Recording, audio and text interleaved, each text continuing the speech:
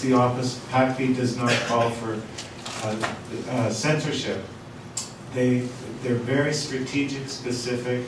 The PACB website is highly recommended in terms of wrapping your head around the academic and cultural boycott. And the crucial thing is that it's a boycott not of the filmmakers or films or dancers or poets, or the painters, it's the boycott of the Israeli state participation.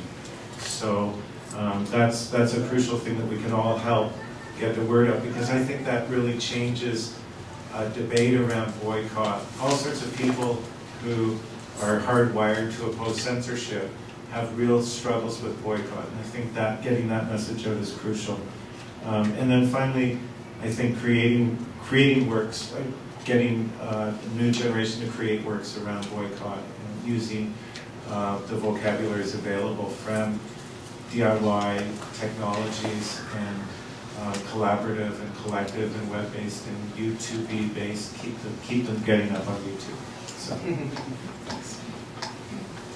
we can take another set of questions. Okay, just one, and if other hands or maybe we'll start with those three hands. If you'd like to go ahead. I know that in your speech you were mentioning, don't get me wrong, Delphi, I think you said has got to go. Could you please remind me of who that person is? Who has to go? Delphi or oh, Delphi. Okay, great, yes, thank you. Sure. So I was going to ask maybe the two York people on the panel. I guess maybe a little bit, John, the way that your presentation was organized got me thinking about the passage of time and this kind of stuff. And I just wondered, I'd just be interested to hear your reflections on how the struggle on York campus has changed over the past, say, 6-7 years or whatever it is, or as far as your time here has been on York. What is the same? What is different? Just sort of your reflections on that. And is there a question right now?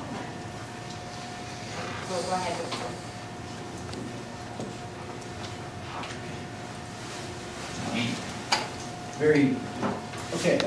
Gaddafi, president of Libya, currently facing a massive uprising. So that's the first thing I was talking about. The way I'll get at that question is by linking it to the point about the uprisings in general, the big democracy movement. Because I want to correct one thing that I said in the last round, or add to it, not correct. There is a movement to bring, it is a good idea to bring Tahrir Square, the uprising in Egypt, to Gaza. That's a beautiful idea. It's a wonderful idea. That will happen.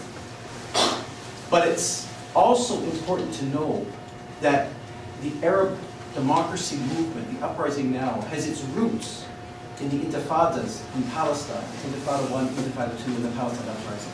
They two things, it is one movement, and you don't get one without the other. The term that no one wants to use in the Globe and Mail or the Toronto Star, they don't want to call it the Arab Intifada. They don't want to do that because that links the two struggles together. They want to separate these struggles. It's one struggle, and the long resistance of the Palestinians to Israeli apartheid is an extremely important component of the inspiration for the millions who are now taking to the streets against dictatorships everywhere.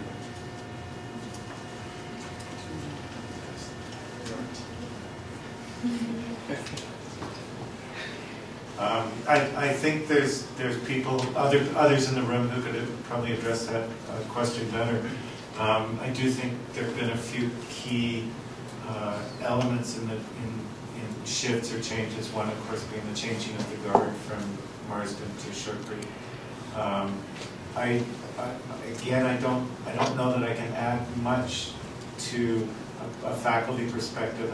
I don't know if anyone's here from Faculty for Palestine who could speak to that, or at a broader level of student organizing. I know that within the sort of microcosm of what myself and some others do around cultural organizing and trying to make images of boycott, it's been it's been one of those narratives which seems to go backwards as it goes forwards. I think that's where Pinter came from. We have a very kooky department. We have some extraordinary people in our department, and who are really doing great work, and we have some others. So this sounds familiar, I'm sure, to just about all of us. Okay, yeah, just set of hands for the last set of questions. Any questions? Sure. Maybe I'll just see and then I'll come back to you. And there. Okay, so maybe we'll just take your response and then we'll ask your question. Yeah, I mean, I haven't been around, say, continuously since the last 6 or 7 years, but I'm sure there's others who will agree that the campus fellow feels a lot different, especially like I found after the strike ended, like around a whole variety of political issues, right? Particularly, say, like Palestine solidarity work, but the year of the strike also was the year the assault on Gaza happened, and there was like repression that happened around Palestine organizing, and even with Tamil studies, right? Like the crackdown that happened around there. There's been a change of space in Very Hall where they put like, so that like even the access to the space and what can happen is very different, right? I don't know, maybe I've just been coming to campus on the wrong days, maybe I was coming to campus on different days before. But I remember seeing like the apartheid wall out every day beforehand, right? Like during Israeli apartheid week. Like I'm just feeling like the ability to have a presence in public spaces at York has been narrowed, I guess, right? It feels like there's something in the air after the strike, after all of this, and they try to paint it as a controversy between two sides or whatever. But I think maybe this could be a really amazing opportunity for us to take back these spaces, right? To kind of really re-energize and re-politicize the campus, because there is like an air of fear or whatever, of not wanting to upset. And we thought it was the troublemakers or whatever, right? Because that's how it all kind of went down for a while there, but I don't know, just for myself, I do feel like there has been some sort of a silencing or a narrowing of the space, and hopefully that can be broken out. Oh, sure. My question for the first speaker was, maybe you could also answer it.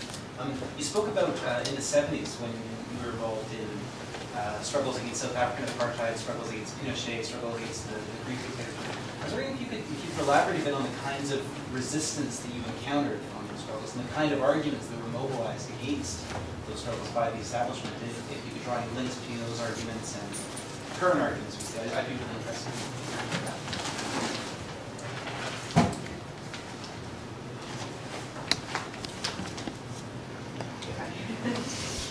I'll answer I'll deal with the questions in reverse order. The 1970s, it's actually extraordinary. South Africa was often referred to as the one democracy in Africa. There's a lot of the same arguments as a spot of security and stability and civilization in an otherwise tumultuous continent. All this type of very, very similar narrative that's associated with Israel now is actually more difficult to maintain in South Africa because of the massive majority of the population being black. But that argument existed. So, and in terms of similarities, South Africa was one of the, at the time, as I recall, it was the biggest recipient of arms from the United States. That place is now taken by Israel. And interestingly, number 2 is Egypt. Israel and Egypt is part of the policy. So there's that, in that sense, there is a similarity between the two. The difference is the issue of the question of Zionism that we started getting into. And it's a big one because there's a political, the big political issues around World War II that haven't been resolved in Europe and North America. It's not the problem with the Palestinians. It's a problem for Europeans to resolve. But that has made the discourse on Palestine more difficult than this discourse on South Africa. It is simply more difficult. The work that you folks are doing is similar in a general sense to the work around South Africa. In the context of Canada right now, it is more difficult. It comes up against there's an entrenched sort of political identification with Israel that didn't exist in terms of a strong political identification with South Africa in the same way. that leads me to the reflection on, I don't know if that answers the question, but that's some thoughts that came to mind. When you were speaking about, it's very interesting what you're saying about the change, the chilly climate that sort of emerged now in the wake of, different from a few years ago. Okay, that I appreciate that, and that's real, and it is an uphill battle. But I can reflect a few years back before that. This might be difficult compared to 2004, 2005, I don't know the dates exactly. But you have made so much progress compared to the 1970s. It is fantastic. Palestine was an issue in the 1970s, but in my memory, and I'm going back to try to think about it, I can't remember having meetings like this around Palestine or Israeli apartheid. I don't remember. It was apartheid then. There was Palestinian resistance then, but our movement on this issue was weaker. Even though that's the great 1970s, all the radicalism happened, right? It was radical, revolutionary, and all those people. Our movement on this issue was weaker in the 1970s than it is now in Toronto. So you folks, whatever you're doing, keep it up. You're doing great work. I look forward to doing what I can to help out. Is there a question? I'm sorry. Have you had any comments? But you